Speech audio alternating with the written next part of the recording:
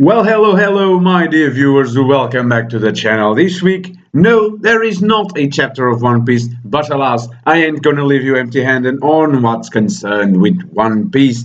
For I bring you today something that I haven't done in quite a while, which is a One Piece theory video. Now, before I begin, a small disclaimer: if you by any chance have seen any similar theories of ideas around the internet, do let yourselves know that I have not seen any of those theories. What I'm about to say to you is entirely of my making and of my thinking. Should you wish to believe in that or not is up to you, but I'm just letting you know that I had no outside ideas to what I am about to say, except some smaller things that everyone widely accepts as truth. I will point those out when they come into play. But as if you may have already seen by the title, and this theory video will be concerned about Charlotte Lillin, Mother Caramel, and a mysterious place from where they are connected, which is an all-race orphanage. Now, where to begin? First off, Charlotte Lillin. People have said that they believe Big Mom to be a dwarf, a giant with dwarvenism, if that's even a word, a dwarf giant. There, I said it, a dwarf giant. I myself found it hard to believe that. In the last two chapters, there's no really an indicator for that. But as soon as we found out about Mother Caramel, I was like, okay, so there is a benefactor, unless of course she's made up. But that would be a huge theory killer, not only for me but for the entire internet, because people have been going crazy over Mother Caramel. But let's assume she's real. Ever since she appeared, ever since she was revealed, I was like, okay, so there's the benefactor. Then I even put the hypothesis of, okay, so maybe she was someone who visited Elbaf or any other giant island, because we know there are more giant islands. She visited the place, she found Big Mom, she found her outcast by her own tribe, she took her in, and they sailed away. When we were shown Mother Caramel's picture, my ideas changed slightly. Yes, Mother Caramel did save Big Mom, but not in the way we thought. If you remember Mother Caramel's portrait, she's portrayed wearing something like the habit of a nun. In fact, her English name is probably said Caramel, as opposed to Caramel. The Japanese name is Karamaru, which translates to caramel, but for some reason they decided to translate it to caramel. So I believe we'll have to wait for an SBS, maybe, to confirm the true, because sometimes it happens, the names sometimes change, like the Kozuki family was in the chapter before, Kogetsu family. So things are bound to change, but I like to call her Caramel, Mother Caramel. The name itself, if we go with the caramel root, just without the A, it has a connection to the Carmelite nuns. Oh, and it also has a connection to caramel, the sweet. What have I thought? She was the spiritual beginning of the Charlotte family. And no, Charlotte is not a name that Lillin had by birth. Charlotte was the name of Caramel. She was called Charlotte Caramel, and she was the nun, hence why she's called Mother, of an orphanage who was open to orphans from all races. And that's where I think Big Mom grew up. But you might be thinking, that being said, you're implying that Big Mom was once a good kid. Whereas a few videos back, said that Big Mom was evil in person. Yes, I did say that, but she was once young. People are not born evil, they are made evil. And there's your bit of philosophy for today. But yes, no, just serious now. People are not born evil. No one is born with evil in their hearts. Circumstances make them evil. Diseases, and by diseases I mean psychological diseases. Others, extreme situations of trauma, which is the case I will point out with Big Mom, and situations going on and on. But yes, what I'm saying is Big Mom was once a good person. But let us begin with a small story. I'm gonna say this theory to you in the form of a story. One day, there was a young woman called Lillin. Just that. She was on this world alone with nothing but her name, Lillin. She was on an island alone, stealing scraps from the market of the island and whatnot. And one day, the villagers had enough of it, and they were about to throw her in jail. But there it came, the savior. Sorry about that. The nun of the orphanage, Charlotte Caramel. She stopped the villagers from harming Lillin, and she took her to her orphanage. Lillin there was so grateful to Caramel that she started helping her around. And she was the oldest of the bunch. So, years went by and by, everything went good, and Lillin and Caramel started getting closer and closer, just like a mother and a daughter would.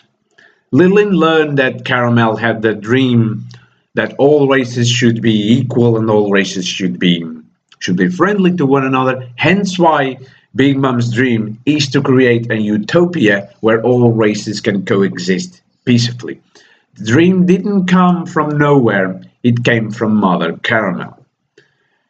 Happiness ruled, even though despite Big Mom's random surges of those, how can I say it?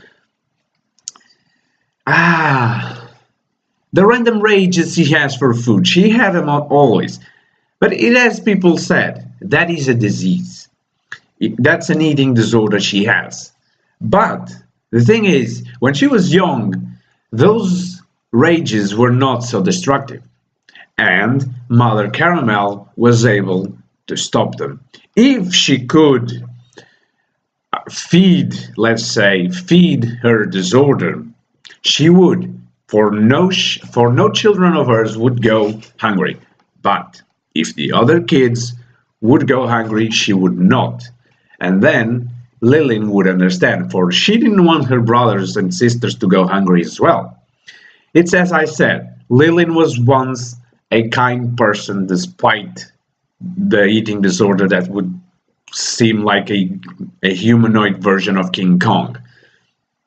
So yeah, one day, long ago, Big Mom was a little bit more under control.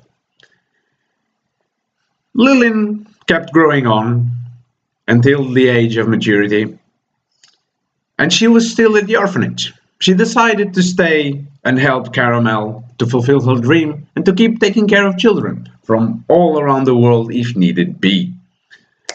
One day, Lillin was in the market buying supplies for the house, and she saw what every girl of her age aims to see one day.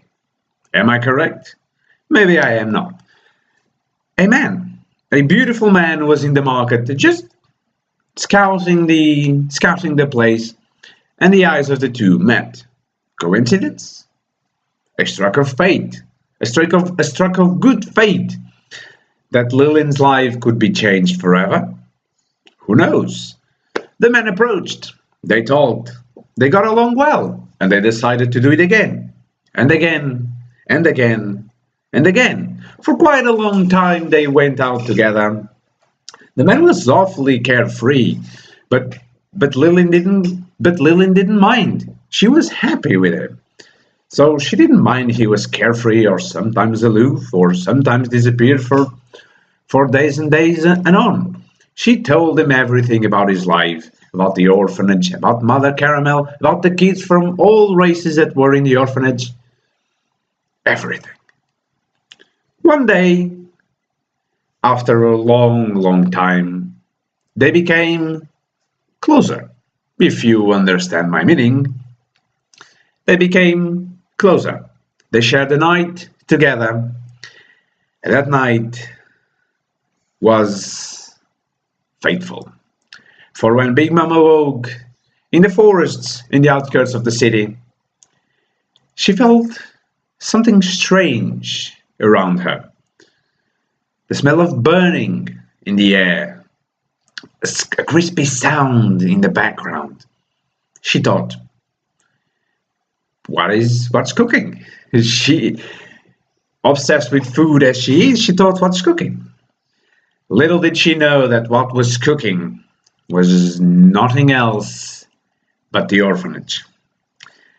Turns out the guy, and little bit of spoiler ahead, the guy was a slave trader. And he had heard rumors of this orphanage with people from all races. And he was scouting the market in the hopes of finding someone related to the orphanage. And he found Charlotte. He found Lillin. He found Big Mom. Big Mom got up and she realized that it was the orphanage that was on fire. She ran there. And the vision she came to was probably the most traumatic vision in her whole life. The orphanage burned to the ground. Bodies of her little brothers and sisters, because the kids were not taken. Some of the kids were taken, like of the special races. I mean, of the other races other than humans, the babies were left behind because they would be more trouble than they would be worth as slaves. And the other kids, the older than the babies and younger than Lillin, were taken away. Mother Caramel was found lying dead, nearly dead on the ground, because this suits my purpose. Nearly dead because it suits the purpose of this theory. She was found nearly dead in the floor in front of the orphanage. Lillin approached. She looked at her with dying eyes and she said, "Don't let our dream die." And then she named her Charlotte Lillin. And that's where the Charlotte name comes to, Lillin, because it was Mother Caramel's first name, and Lillin took it. I mean, she didn't took it; she was given, and she took it with honor. And then she realized what had happened, that the guy did that. Mother Caramel told her some details before her drying bread. But as she breathed her last, something awoken in Big Mom. And for the first time, she used one of the most mysterious powers in the world of One Piece. The power which only a few selected ones are born with. The Conqueror's Haki. All the people that were trying to put out the fire in the house in the outskirts forest were knocked down. And intentionally, yes, but Big Mom's rage was born that day. Big Mom went out in the city, destroying everything she came across to. In that day, she gained immense strength out of the rage she felt for being fooled by the guy who killed Mother Caramel. She went into the harbor and she forced a crew into submission by killing their captain. And she sailed off after the man because he had left the shore not too long ago. The ship was able to follow, and they followed. When they met, Big Mom's rage was absolute. She killed the man who fooled her, who bedded her, and who gave her her first child, Charlotte Compote. Yes, yes, I know it's too stretched out that in one night. I mean, it's not stretched out. It's just. I know what you guys are thinking. Oh, but hey, on one night, just like that, it's possible. But hey, she doesn't know this yet, okay? She doesn't know this yet. I'm just telling you this because that guy was the guy that gave her first child. She killed him and forced his crew into submission, thus beginning the tradition of marrying off, gaining the power from the husbands, and then tossing the husbands aside. But this husband's crime was so severe that he had to be killed. From then on, thus was born Charlotte Lillin the pirate, soon to be known as Big Mom, or Mama for her subordinates, because that was also a name by which Mother Caramel was treated by the smaller kids, Mama. So yeah, this is basically the gist of it. From then on, the story goes on as Big Mom sailed the seas, got more husbands, got more kids, and got more powerful until she eventually reached today's days, where she has a lot of kids, 39 daughters and 45 sons. I still had to check this. And she has taken 43 husbands. So yeah, that is a lot.